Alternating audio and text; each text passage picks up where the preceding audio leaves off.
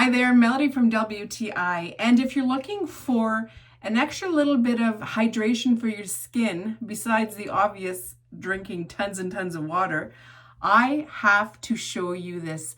This is the Vichy Mineral 89. So this is my step 2 in my hydration routine, and I love that it's great for sensitive skin and it's silicone free.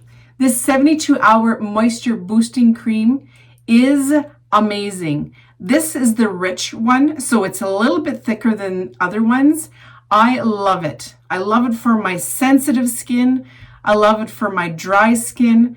It goes on so smooth, and you can check the difference it does immediately when you put it on your skin. You can really see how it absorbs and really does the trick. My hands are even softer just from applying it on my face. I love everything about this, including the pretty bottle. So if you're looking for the extra hydration, you're going to really want to go try this out. You're going to love it just as much as I have, but that's my point of view.